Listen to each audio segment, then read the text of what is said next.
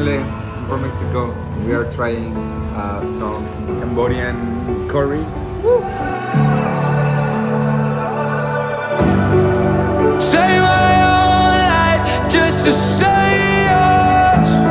I got a reputation that I can't deny. Entertain us, but please don't wake me up. I betrayed us,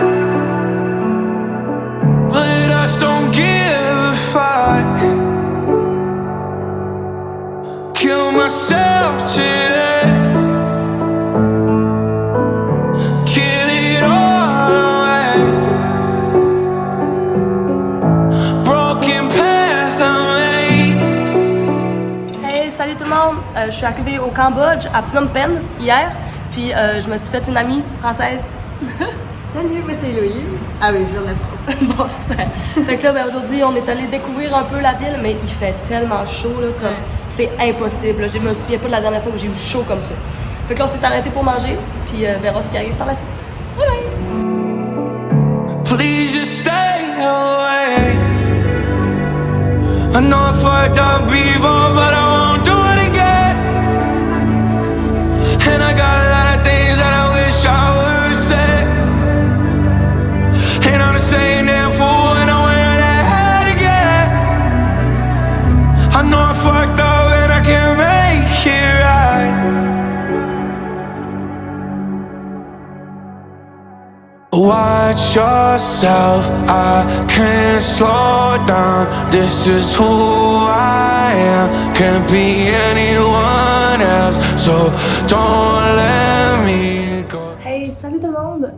Ce vlog-là va être un peu spécial parce que dans le fond, je viens d'aller voir les Killing Fields en anglais. Fait qu'en français, ça serait plus comme le site des tueries, puis la prison S21.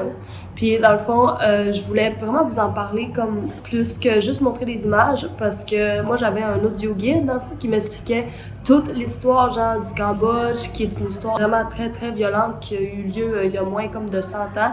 Dans les années 1975-78. Là, faut juste que vous compreniez que ça m'a pris 5 heures à faire le tour de toutes ces affaires-là. Ça m'a shooté énormément d'informations. Fait que je vais essayer de vous comme condenser ça en quelques minutes de speech, parce que je vous ferai pas une vidéo de 5 heures, on se comprend. Ben, pour commencer avec le début, là, il y a eu un président du Parti communiste qui s'appelait Pol Pot. Puis ce monsieur-là, ben c'est ça, il était vraiment beaucoup pour le communisme puis tout. Puis il voulait que le pays au complet devienne comme autosuffisant. Fait qu'après une des guerres qu'il y a eu en Asie, il a décidé de profiter de la faiblesse des gens, tu sais, qui étaient comme un peu, tu sais, déjà déboussolés par tout ce qui est arrivé, pour prendre le contrôle du pays, puis expatrier tout le monde des grosses villes partout dans les champs. Partout ailleurs au Cambodge. Il a séparé des familles, il a séparé des enfants là, avec leur maman. Sérieux, c'est incroyablement triste comme histoire quand cet homme-là, il a fait faire des affaires à des gens qui avaient pas de bon sens, là. Puis il les envoyait dans des champs travailler pendant comme 12 heures par jour, non-stop. Les papas et les mamans, enceintes ou pas. Il y a une histoire à un moment donné, comme ça m'a fait pleurer ma grosse vie, là. C'est une maman, elle raconte que elle travaille 12 heures par jour, puis elle vient d'accoucher. Son corps n'est pas capable de fabriquer assez de lait pour nourrir son enfant.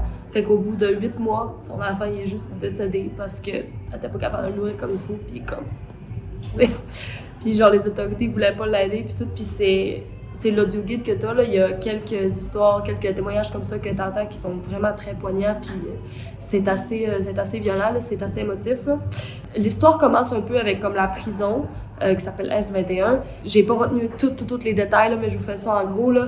Ben, il y a eu beaucoup de prisonniers là, qui ont subi énormément de torture. Là. Là, on a vu, mettons, la prison à Hanoï des Vietnamiens, mais là, c'était comme encore vraiment pire. Là. Dans le fond, c'est que le président il est devenu extrêmement paranoïaque, genre, qui allait comme tout s'allier puis se révolter contre lui. Fait que tous les gens qui avaient l'air intelligents, qui avaient fait des hautes études, ils avaient juste des lunettes, genre, puis t'avais l'air intelligent, puis comme il se débarrassait de toi, il t'envoyait dans la prison où il te faisait juste tuer comme ça. C'est comme quand tu rentres dans cette prison-là, c'est que c'était comme juste, c'est des gens qui avaient full bien étudié, genre des avocats, des médecins, plein d'affaires comme ça. Il arrêtait souvent aussi des gens parce qu'ils pensaient qu'ils étaient comme des espions pour genre d'autres pays en guerre contre lui. Fait que comme il les torturait à mort, là, genre jusqu'à temps qu'ils avouent qu'ils étaient des espions, même si c'était pas vrai, il allait quand même l'avouer parce qu'il voulait juste arrêter les tortures. Puis, dans le fond, quand il avouait, ben, il faisait juste les tuer. Fait que, comme, sérieux, j'ai même pas de mots, genre, pour décrire à quel point c'est inhumain, genre, comme manière de traiter des humains, là. Tu sais, quand il rentrait dans la prison, il leur donnait juste un numéro, fait qu'il les déshumanisait complètement. Genre, il y avait plus de nom, il y avait plus de famille non plus, parce que tout le monde était séparé. Bref, c'était vraiment très, très barbare. Les conditions dans lesquelles ils vivaient, c'était juste vraiment dégueulasse, là. C'était vraiment pas humain, là. Il y a comme des petites cellules à un moment donné avec comme des murs en briques, là. Puis tu sais, tu vois comment c'est vraiment pas gros. Puis il y a un témoignage qui dit qu'ils vivaient à deux dans ce petit cubicule-là. Puis des fois, il y avait un monsieur qui mourait, puis comme ça prenait des jours avant qu'il l'enlève. Fait que tu faisais juste vivre avec un corps mort en décomposition. Comme tu pouvais pas te lever pour aller faire tes besoins parce que tu étais attaché par les pieds. Puis pour faire tes besoins, tu avais une bouteille puis un bac pour faire comme les deux. Puis le monsieur il dit que si t'échappais quelques gouttes par terre comme d'excréments, il fallait que tu liches le plancher jusqu'à temps que ce soit parfaitement propre. Je sais pas si vous vous rendez compte à quel point c'est malade mental, là, mais comme... En tout cas. Puis souvent, quand il les tuait pas dans les prisons, il les mettait tous dans des trucks, puis il les amenait sur les killing fields, donc sur les champs de tuerie, où est-ce qu'ils étaient tués automatiquement. Là. Dans le fond, c'est vraiment juste ça. Il envoyait les gens là pour les faire tuer, puis il les enterrait dans des immenses tombes, là, des gros carrés vides là, qui mettaient juste plein d'ossements partout. C'est tellement triste. Là. L'autre affaire le plus triste, c'est qu'il y a un arbre avec plein de petits bracelets, puis plein de petits toutous, puis de trucs pour les enfants, parce que j'ai oublié le nom de l'arbre, là, mais c'est comme l'arbre de la tuerie. Là. Donc, il tuait les papas, les mamans, avec genre des armes. Puis après ça, il tuait les enfants en les prenant par les pieds, puis en les frappant sur l'arbre, juste en un coup. C'est incroyable, genre j'ai pas de mots là, c'est juste dégueulasse. Là.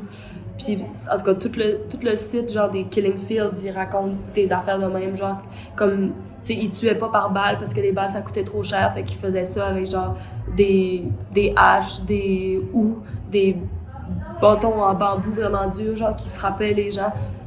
C'est vraiment... En tout cas, vous comprenez là pourquoi je voulais vous le dire comme ça, puis pas juste vous mettre des images parce qu'il y a tellement de choses qui... En tout cas, je ne pouvais juste pas savoir avec ça, là. Tu sais, il y a des gros trous, là, dans un champ, là. Puis, tu sais, quand tu le regardes, là, ça a l'air vraiment cute, tu sais, ça a l'air tout beau à batifoler là-dedans avec des papillons, des petits oiseaux. Puis dans le fond, les trous, c'était comme c'est juste des tombes, genre, qui avaient comme des milliers de squelettes puis d'os tout empilés que juste, ils ont fini par déterrer puis réaliser que c'était ça a été une énorme tuerie à cet endroit-là. Là.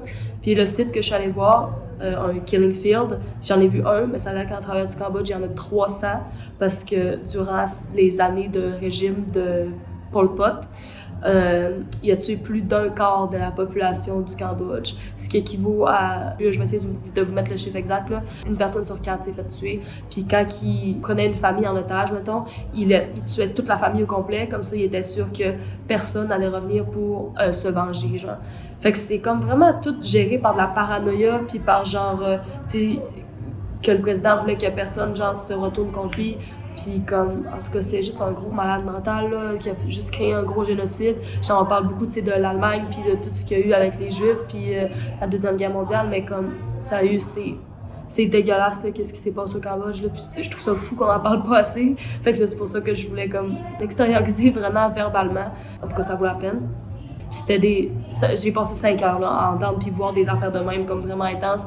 Fait que comme mon jour a été assez chamboulé, je vous dirais, là. C'était très, très émotif, très, très intense. Je sais même pas quelle conclusion tirer de ça, mais à la fin du tour, il y a un témoignage d'une madame qui dit qui apprend à vivre avec tous ces traumatismes-là, puis elle dit...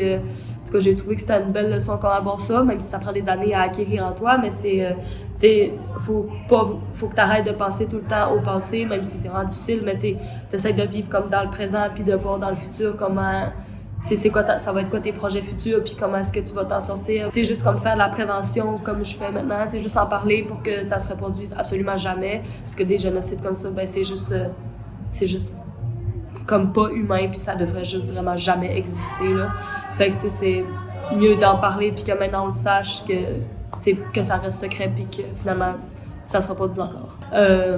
J'ai essayé de vous condenser ça en un peu court, là, mais en gros, c'est ça. C'est juste que le Cambodge a vécu vraiment des périodes extrêmement difficiles à cause du communisme qui a mal viré, puis toute la paranoïa qu'il y a eu autour de ça. Mes condoléances à tout le Cambodge au complet, là, c'est vraiment un pays qui est encore en reconstruction puis en train de se remettre de tous ces traumatismes-là. Fait que je leur souhaite bonne chance de s'en remettre.